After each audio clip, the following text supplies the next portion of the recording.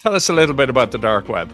Sale of guns, sale of drugs, sale of people, human trafficking. 80% of all attacks are still credential based.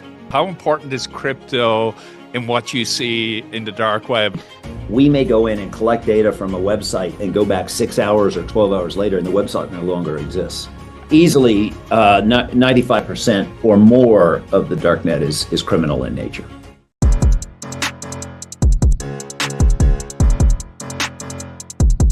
Today, we're shining a light on the dark web, and I can't think of anybody have a better conversation about the dark web than Mark Turnage, the CEO and founder of DarkOwl. Mark, welcome to the podcast. Really delighted to be here.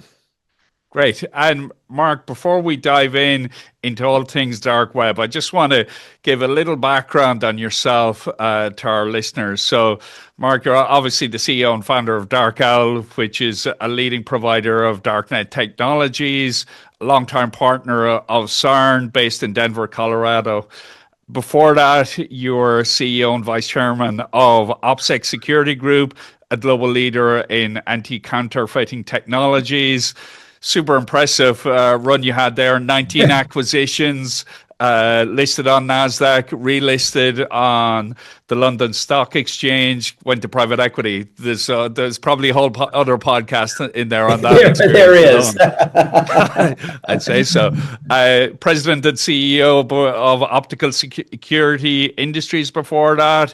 You've had your tenure in McKinsey, a practicing attorney, degrees from Yale Law School, University of Oxford, University of Colorado, studied Arabic at American University in Cairo, where you're now the chair of the trustees. So you're pretty good at school, Mark. Yeah, no, my parents told me the same thing and told me to get a job at some point. Yeah. Okay, very good, very good. So you took them seriously. So look, exploring the dark web. A lot of people talk about the dark web, but you guys live it. You're there every day. So tell us, what is the dark web? How does it differ from the internet as we know it? Sure. Tell us a little bit about the dark web. Sure, and people ask me that question all the time. Ironically, the technical definition of the darknet is a network accessible on the internet that obscures user identity and in many cases encrypts the traffic. So when you and I are on Google, to use that example, and we go and look for XYZ, that search is indexed by Google. In other words, they make a note that Mark Turnage was looking to buy a used car, and the next time that somebody searches for that used car, my search for that car is used in Google and ranking where that search goes. And what the darknet does is it obscures all of that. Now, to get to the darknet, you can't do it from Google. You have to download software. The technical darknet, you have to download, say, Tor, which was the original darknet environment. You have to download software, and you have to access the Tor network, that darknet, through their software. Google does not index those pages. You can't search for what's in Tor. You can't search for that because there is no darknet. There is no index of darknet searches. But what makes it so permissive is the fact that, and by the way, just as an interesting aside, the first darknet Tor network was created by the U.S. government. Yes. It wasn't created for malicious purposes. It was created as a way for secure communications to occur. In other words, if I'm an officer in the U.S. Army serving in Iraq or Afghanistan, and I send an email in the open internet to my spouse or my partner, it's possible in most cases to geolocate me and put a mortar shell on top of the server that sent that email. And so they looked at this problem and came up with a very ingenious, and I would encourage anybody to go to Wikipedia and see how Tor works. How is it that I am completely anonymous and you're completely anonymous, but I can still send you a message and receive a message, and anybody sitting in the middle cannot figure out who each other's party is or where they are. It's an ingenious technology.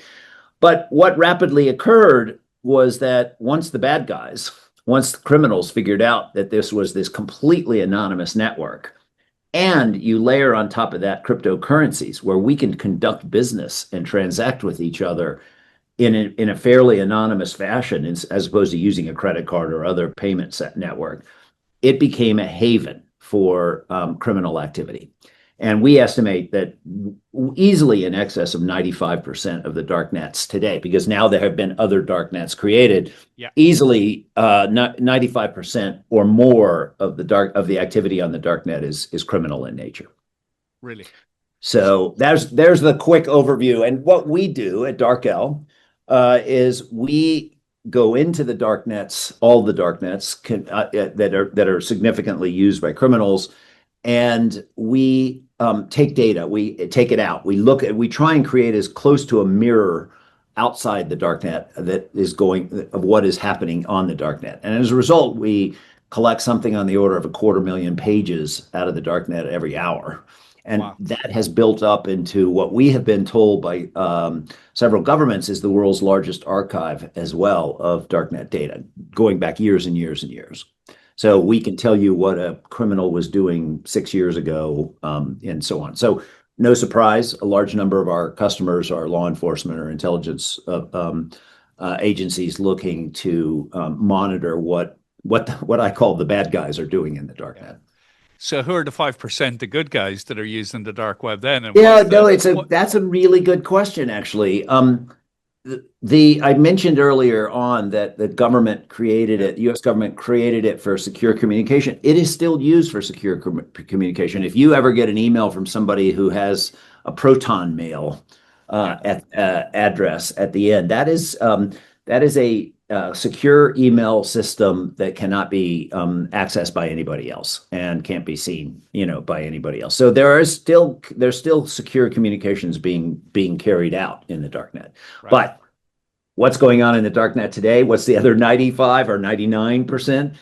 Sale of guns, sale of drugs, sale of people, human trafficking, sale of exploits, software exploits to attack software systems of a wide variety, ransomware gangs that will sell you tools and techniques and allow you to use their tools and techniques to mount ransomware attacks on companies and on organizations. Once you extract that data, you can sell the data that you have taken out of say a ransomware attack. You can sell that on the darknet. So there's just an enormous amount of activity, criminal activity, that occurs in the darknet, and that's specifically what we're trying to monitor for. Yeah, and what you talk about there in terms of having a mirror image of the dark web, I remember seeing one of your people present at a conference before. They were talking about how transient pages are on the dark web as well. Yes, no, many dark web sites, we think about 25 or 30% of all darknet sites go up and down on a regular basis. When I say up and down, meaning we may go in and collect data from a website and go back 6 hours or 12 hours later, and the website no longer exists. Right. So we've actually captured what went on that website, and it may come back up 18 hours later. It's a very fluid and dynamic environment. And by the way, one of the challenges for anybody going into the darknet is, how do you navigate that? Imagine I sent you into the internet without any search engine. In other words, you couldn't search for, I need to buy a used Volkswagen, in Ireland. And without that search engine, it's a very difficult place to navigate. And, we are effectively the search engine for the darknet, because you can use our platform to search for sale of methamphetamine in the Irish Republic, or, sale of guns in Western Europe. And you can get a pretty good sense of what's happening there. And how did the criminal underworld become so sophisticated to actually launch pages on the dark web? Is it just, it became such a good communication mechanism, or is somebody selling tools to get them onto the dark web? Is there consultants that they go to ironically, all of the above, ironically. Right. We joke internally among ourselves that if the criminals who operate in the darknet decided to come over to the good side, they'd be very well off. They do very well. They're smart, they're disciplined, they're methodical, and they use whatever tools are available to them to move in and occupy a space. And I have another answer, which is, and it's enormously profitable. Yeah. You hear about Economics. ransomware attacks, for example, on hospital networks, or ransomware attacks where the hospital has no choice but to pay the ransom in order to stay in business and continue to serve the patients. Sometimes those ransomware payments are 5, 10, 15, $20 million. Now, if you're a single person working with a set of ransomware tools, you can see how utterly profitable that business can become. And you mentioned, are there consultants? I mentioned ransomware as a service. Many of the world's large ransomware gangs will pop up on the darknet and say, John, come on, we'll give you the tools, we'll give you the techniques, we'll show you how to do this, and you go mount these techniques, and we want X% of the profit. Right. And so they are consultants of a sort, in the darknet. So they're selling the picks and shovels, and somebody else is going to work to actually do the ransomware attack itself. Yes, and in fact, it's not uncommon. It's not uncommon to see a newspaper headline saying, such and such hacker was busted, and he turned out to be a 19-year-old living in his parents' house, making quite a bit of money. You see that because that's how accessible many of those tools are. Wow. And the other thing you touched on as well is crypto, right? And as a means of value transfer, how important is crypto in what you see in the dark web? Are they just massively complementary technologies here? Massively complementary. I mean, crypto, even though, for example, if you use Bitcoin, let's say you and I are drug dealers. I'm a drug dealer. You're buying drugs from me, and you're not a small time user. You're a wholesaler buying a lot of drugs, wholesale from me. You can pay me in Bitcoin. That is registered on the Bitcoin on the register you could see it on the blockchain. But it doesn't say this transaction was for 22 pounds of heroin delivered to such and such location. It just says there was a transaction on a date in this amount, and here's the and so they are massively complementary. Imagine the darknet where data is bought and sold, all kinds of illegal products are bought and sold without cryptocurrency. What are you going to do? Take out your credit card? Find me and send me cash. It is just they're incredibly complementary technologies. Yeah. No, it's interesting when I see. I was at a Chainalysis event recently where they were talking about how the amount of nefarious activity on blockchain now is approaching the same levels as the credit card industry because the industry's got so big, not because there's less activity. So it sounds like from your work, you're seeing crypto is still very much part of the value transaction in nefarious activities. Very much so. And in fact, we'll as a separate topic, as governments sort of wrestle with how to think about cryptocurrency, cryptocurrency is one of those technologies where there's a very, very legitimate use for it in a wide variety of settings. And then you have the criminals who have occupied that space. Yeah. And governments are wrestling around the world with how to deal with that. And there's been a significant, profound change in approach between, say, here in the United States, between the Biden administration and the Trump administration, between their approach to crypto and regulating crypto. Yeah. And I think we're at the beginnings of that conversation. I think it's going to go on for a lot of years. Yeah. And I'm sure then as it becomes more accepted as payment rails, as they call it, you'll see a flourish on the dark web as well, I presume, even more. No, I think that's the case. And by the way, but crypto has also been highly legitimized. I mean, JP Morgan has a crypto ETF you can invest in. You can buy Microsoft software off their website using crypto. So the way I think about it is, like all technologies, like a cell phone, for example, I can call the emergency services on my cell phone if I happen to come upon an accident, which is a great thing. I can call my family no matter where in the world I am. I can also call a hitman and arrange a crime. So it has good uses and bad uses. Okay. AI, we'll come on to AI later in this conversation, but AI can be tremendously positive, Yeah. and it can also be tremendously negative. And the bad guys can use it just as easily as the good guys. So, Yeah. crypto is that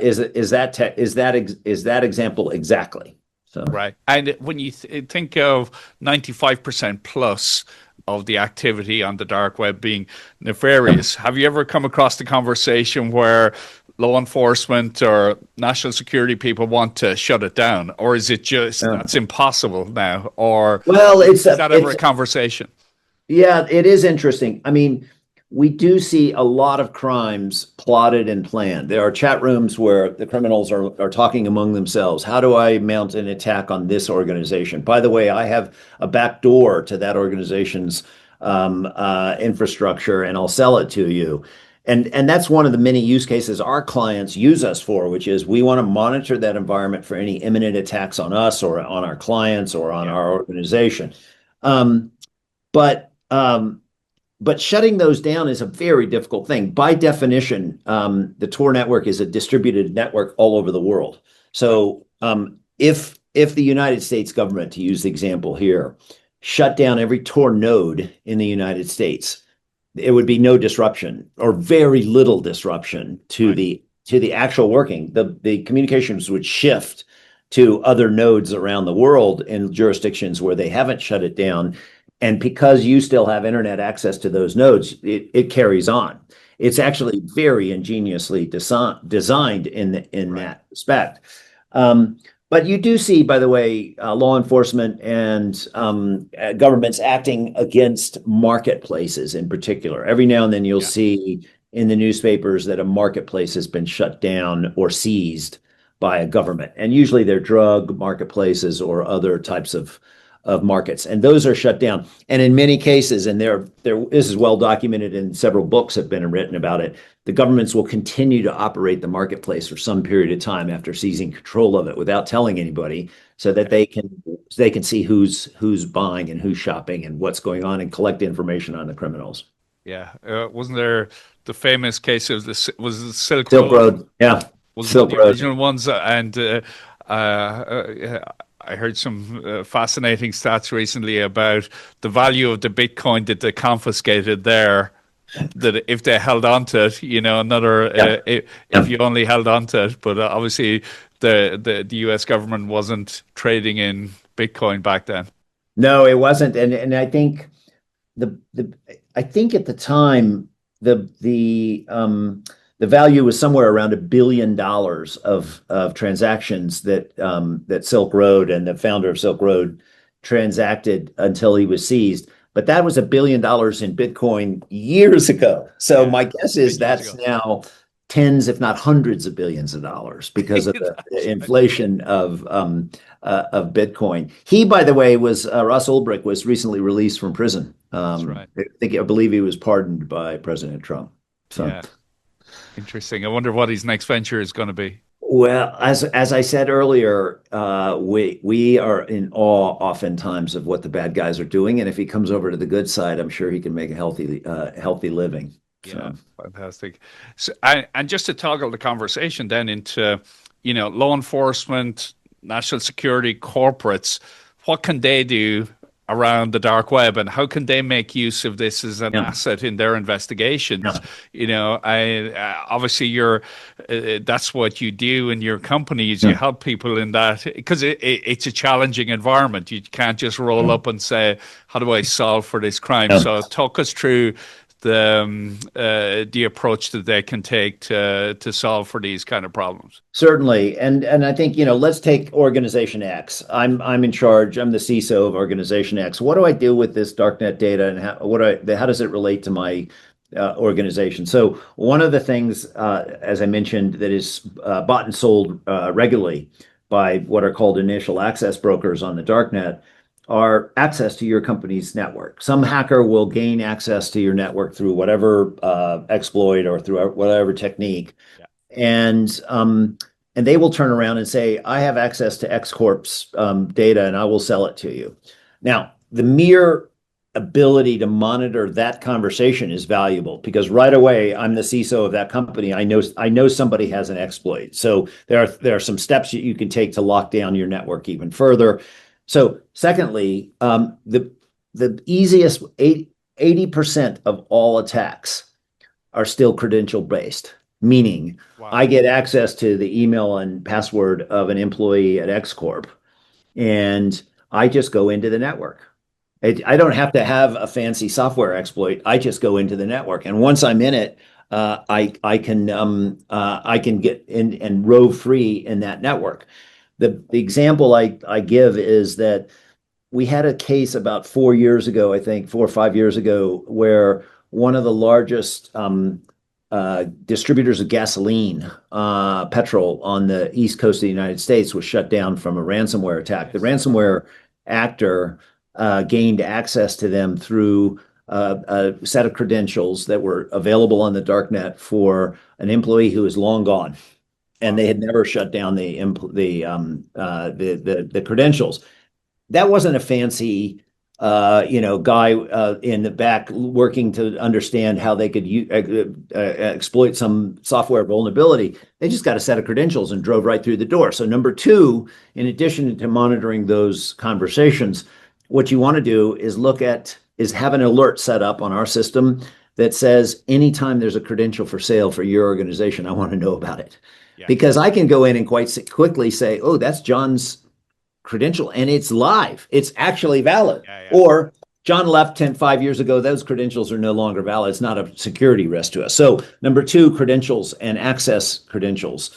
The gold credential, by the way, that's for sale in the darknet is an IT administrator's credential. Yeah. Because me getting your email cred's fine. I can get to the email. Sometimes I can use ransomware techniques to move sideways or to shut the network down. But if I have an IT administrator's credential, and I can get complete access to the tech stack, yeah. I can do amazing things. Third thing to monitor for data coming from your organization. Right. So a ransomware attack is distinguished in most cases, by ransomware actors going in and extracting data. Now, oftentimes that data is highly sensitive, customer lists, IP, proprietary information, and you don't want that out on the darknet. But if it's out there, you need to be aware of it. First of all, so that you can figure out how it got out there. And secondly, so you can carry out damage limitations. And then third, as a CISO of X Corp, I have a pretty good idea of what technologies we're using. What are we using for our email system? What are we using for our server network? What software are we using? And the exploits to get into those programs are widely advertised and for sale on the darknet. So if I see that the email system that I'm using from XYZ's company has been exploited by darknet, it's something that I need to pay attention to before they show up at my front door. Right. Fantastic. And then if you extend that further then into the national security realm, the country on country threat, you mentioned the IP. So IP theft is a huge national security issue.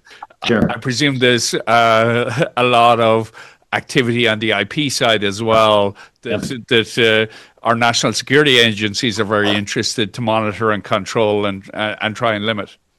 No question. No, in fact, that's a primary use case, I think, of the intelligence agencies and law enforcement agencies that use our system, is understanding what the adversaries are doing. So let's think about this from a national intelligence perspective.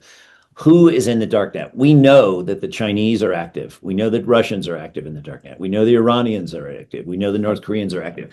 What are they doing as either official entities in the darknet? They're not there. They don't show up and say it's the Russian intelligence service. They're usually there anonymously, or they're usually there through a proxy, through a criminal organization that they're using.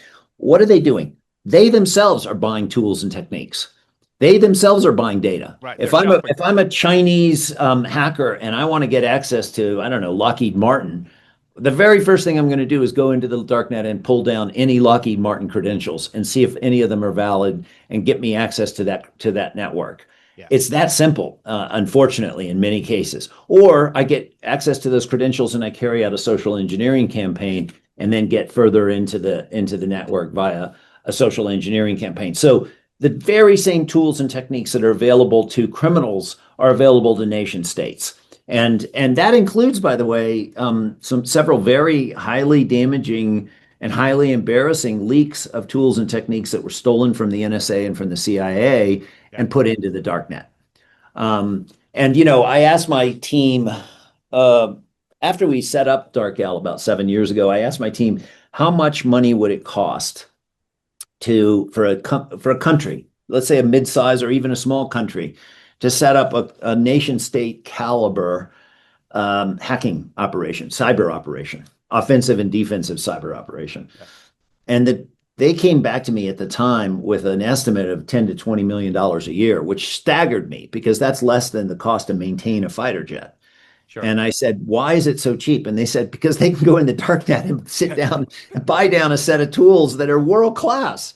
And in fact, cutting edge, and go right immediately into their adversaries' networks. Now, I think that cost has come up as the defensive barriers have gone up, but it's still far cheaper than what you would expect. So. Yeah. And it's interesting when you say the price has gone up. So the defense is really to increase the price, isn't it? That's true. That's true. The defense is never impermeable, by the way. No matter how much you and I spend on defenses, it's never, ever impermeable. But it increases the cost. And you'll remember I said earlier, one of the benefits to a criminal of being in the darknet and is it can be incredibly profitable. So if I have two targets, one is very well defended and one is poorly defended, obviously I'm going to spend my time going after the poorly defended target because it's more profitable. Yeah. And in terms of, the everyday man on the street, should people be afraid of the dark web, or is it just irrelevant to them, or is it just part of the world we live in now? It exists and it's going to continue to exist. Well, it is going to continue to exist. I don't think you should fret about the darknet. I think there are some things that an average person on the street can do to protect themselves. But I don't think it's going away, number one. And number two, as interesting as it sounds, I would not go into the darknet personally. I wouldn't anybody can download a Tor browser or any of the other darknet browsers and go in. It's very easy to misconfigure those and go in and not be anonymous. And so you are wandering around the darknet looking at terrible websites, markets that sell guns, drugs, and your identity is being broadcast to the bad guys.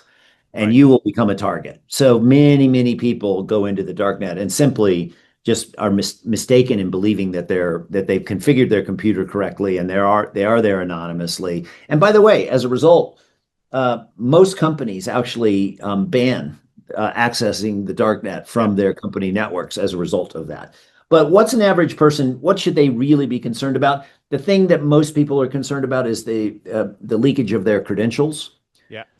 Or their personal information into the darknet. And I think it's a healthy assumption, given that, DarkOwl alone has something on the order of 12 billion credentials, that your credentials are there. Either your current credentials or old credentials are there. And so, getting an identity monitoring company to help you monitor the presence or absence of your data in the darknet. Here in the United States, we have the ability to lock down our credit reports so that if somebody tries to use that data to take out a loan in my name or a credit card in my name, they cannot do so. There are some very basic steps you can take to protect yourself as an individual, from the threats that arise from the darknet. Yeah, interesting. So, and if you think of, the global instability in the world, what's going on in the Middle East, what's going on in Ukraine, various threats out there.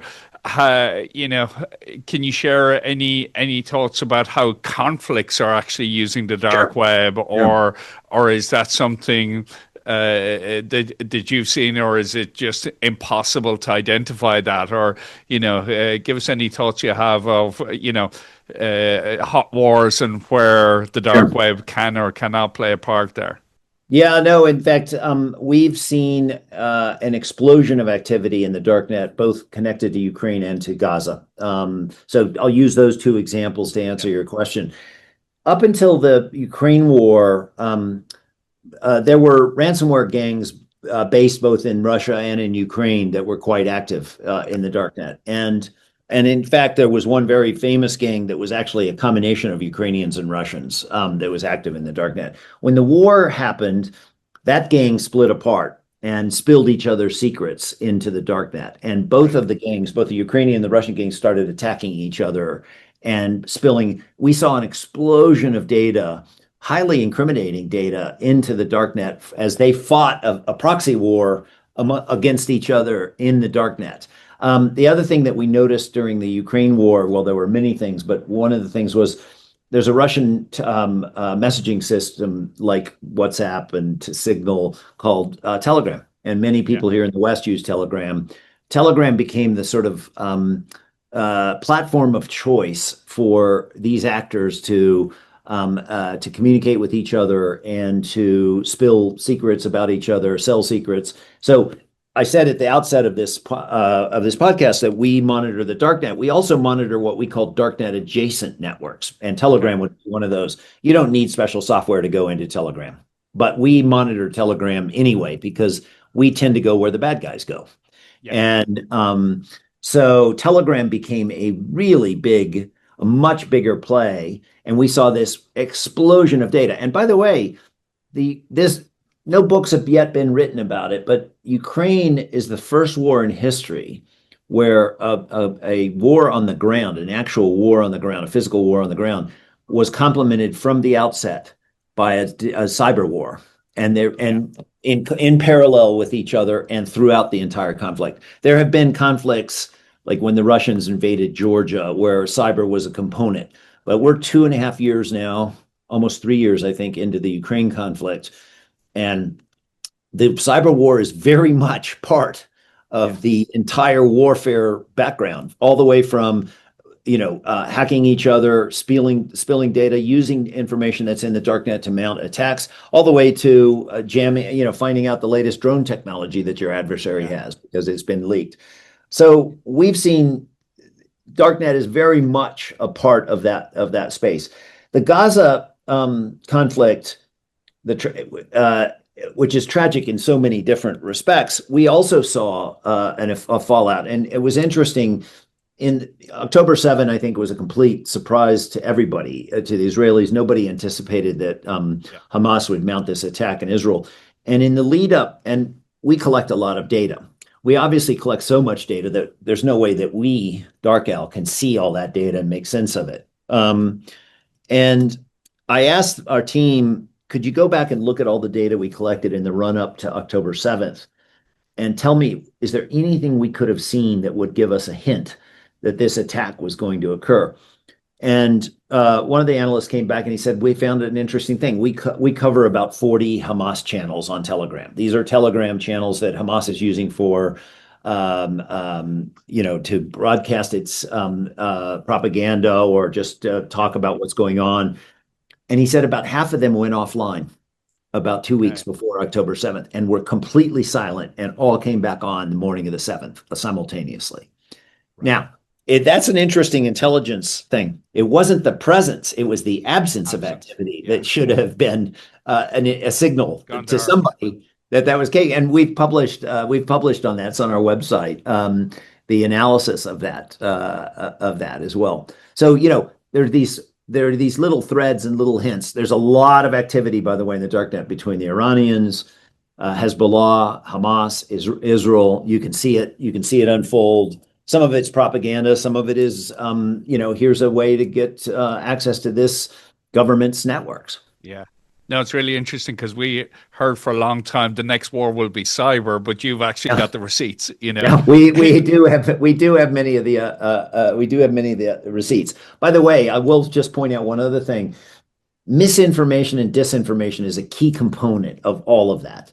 So it's one thing to mount an attack on an Israeli electrical company or an Iranian industrial concern.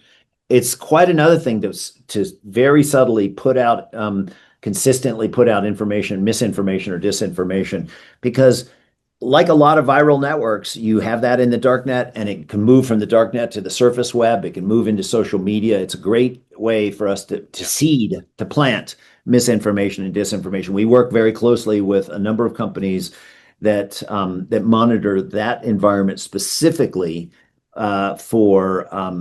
specifically for misinformation and disinformation, which is now part of the cyber warfare. I consider it to be part of the cyber warfare realm. Yeah. Interesting. And in terms of those kind of threats, because you're obviously collecting a hell of a lot of data, what tools do DarkOwl offer, and how do you collaborate with, people like Siren, other people in the market? Where do you see the DarkOwl strengths? Yeah, when we first started DarkOwl, we started out with a UI, user interface that customers could get onto and search and our data and be alerted to the data and do some analytics. And we pretty quickly learned that a lot of our customers want to ingest that data a number of different ways. So we have a wide variety of ways that a customer or a law enforcement agency can use our data. We still have a UI. We have a number of API endpoints for structured and unstructured data, depending on what the customer is looking for. We have scoring algorithms that will score risk for organizations in the darknet. We have a ransomware tracker that can track what's happening in the ransomware world. And then for governments and some select commercial customers, we'll do feeds of data so they can do it. Now, most of our customers, 75% of our customers are other commercial cyber companies. Most of those companies take data from us and incorporate it into the fabric of their own product. So you can be looking at intelligence on their product or warnings on their product, and it can be coming from DarkOwl. In many cases, they give us complete attribution. They say this is a DarkOwl data point or a DarkOwl score. In other cases, they white label it and they use that data without attribution to DarkOwl. So we try and deliver data in as broad a way as possible because the use cases are so different. And by the way, just as an aside, the law enforcement guys are sort of evenly split. Some of them want the data in their own environment, so they would prefer a data feed. Others are perfectly happy to use our user interface because it has so many tools on it. I mean, the challenge, by the way, of understanding a darknet data is there is so much noise in the darknet. There is fake data out there. People put together data lists that are completely fake and throw them into the darknet to throw people off the scent. But what I say is we have built the world's largest haystack of darknet data, and our UI gives you the tools to go and find your needle in that haystack. I'm looking just for one thing, and the UI is designed specifically for an analyst to go in and look at that data and find what they're looking for their use case for their organization. Fantastic. And look, we've subscribed to your feeds, and we love aggregating your data with lots of other data sets, often the internal data sets as well, and fusing it together. So, and by the way, that's the most powerful. I'll be straight up. DarkOwl is a darknet data company. We don't use other types of data. We don't supply other types of data. The most powerful use of our data is exactly what Siren does. It correlates it with other data sets, whether that's social media, proprietary geolocation data, the data of a different types of sorts, because then it becomes really, really, really powerful. So what you guys are doing is exactly the most powerful thing you could do with our data. Yeah, look, I love to hear that because that's what we're hearing from the market as well. Keep telling us that, Mark. Yeah. No, appreciate that. And look, it wouldn't be a podcast in 2025 without talking about AI. Yeah. So look, I'm sure it's having an impact on the dark web. Tell me what you see, particularly around the risk people are facing. It's another tool set. It's another element that the bad guys who are investing ahead of the curve, are they investing in the AI from what you're seeing, and how can the good guys react? Yeah. So I date the modern era of AI. We've been using a form of AI since we set the company up, and many companies have. But I date the modern era of AI from the introduction of ChatGPT, which was now 2.5 years ago, I Yeah, think, yeah, about oddly, that. around that time. And, you know, I went to a conference about a little over a year ago where a company that's specialized in incident response. You've been hacked. You hire them to come in and Yeah, make sense of the hack. Gave a presentation, and the guy who gave the presentation is a friend of mine. He's very competent. He's one of the best in the world, actually. And he said, "We have yet to see an attack that we can put AI's fingerprints on, but it's coming." And I think about a month later, I ran into him and he said, we saw the attack. we got So it. it's now what does AI do really well? What it does really, really well is it processes very large amounts of data Yeah, and makes sense of them in a coherent way, in a focused and coherent fashion. So if you think about an explosion of data in the darknet, and the darknet is growing, the number of users is growing, AI is the perfect tool for either a CISO of X Corp, as we were discussing, monitoring what's going on in their yeah, environment, or alternatively, a bad guy saying, I want to put an AI layer on all this data and tell me what's the easiest way to attack X Corp. So, like I said earlier, it raised the bar for everybody. It is raising the bar for everybody, is how I should say it. yeah, The attackers are getting smarter. They're getting much better at using very vast amounts of data and information to plan and carry out attacks. And because the same tools are available to defenders, it has raised the bar in terms of what you need to do to defend your corporation. And I think we're just at the front end, by the way. We are just at the front end of how this will be used. yeah. No, interesting, interesting. It's just another battle space, if you like, where there's more advanced tools being used. Look, we talked a lot about the bad guys, but how, from your own perspective in Dark Owl, the ethics and legal Yeah, boundaries, the yeah, types of data you collect, yeah, the access to things in your data warehouse that you yeah, want yeah, only the right people to have access yeah, to. Talk to me about how you yeah. think through that in your business, because I'm sure it's foremost in your governance and risk management. No question. In fact, the very first question I asked when we decided to set up DarkOwl was, I need to call the lawyers and see if we can do this legally. Because if Yeah, you think about what we're doing, we're collecting vast amount of very sensitive data and we're supplying that out. And so we went through a process of understanding and setting internal guidelines for how we do this ethically, how do we hold it on, who has access to that data. And ironically, about 3 years after we set the company up, the U.S. government set a set of it was becoming the norm in yeah, cybersecurity that people would monitor the darknet as part of their cybersecurity activity, as they should. But nobody really had a set of legal or ethical guidelines, and they published those guidelines. It's published by the Department of Justice, U.S. Department of Justice. And I was really upset because I was convinced that the Department of Justice had hacked into us and stolen our own document. I mean, in some I, cases, it was word for word our own yeah, internal policy. But effectively, what we do is we aggregate that data and in very simple terms, we try and return it to its original owner, whether it's an organization or an individual or so yeah, on, and arm law enforcement with the ability to enforce the laws. As a result, there are a couple of bright red lines we don't cross. We don't go into forums that sell that in order to participate in the forums, you have to buy or sell data. At that point, you're participating in a criminal enterprise. And no matter what your intentions are, we won't do that. We won't buy or sell data. The only exception, by the way, under the Department of Justice guidelines is if a specific client asks us to buy back their data from a hacker who has hacked their organization, we have the legal ability to do that. And it's considered to be ethical. We don't think it's that smart because you're buying it from yeah. an unknown criminal in the underground.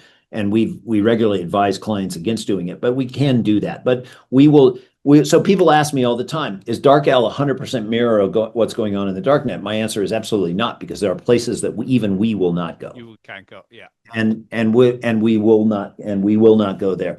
On the access side, we don't, as a general rule, provide access to our platform to individuals. We only go to enterprises that are vetted and there's a set of legal documents in place that have to be put in place for anyone to get access to our data. And prime among those, for example, is if we sell to our system to X bank, we will monitor their searches and see if they're looking for Y bank data, and we will cut them off. It is a violation of our terms if they try and use it for competitive purposes as opposed to monitoring themselves. And we have cut off legitimate users for violating our terms of service. So we think about this all the time because look, some of our clients, among them number, Western intelligence services, some of the largest cybersecurity companies in the world.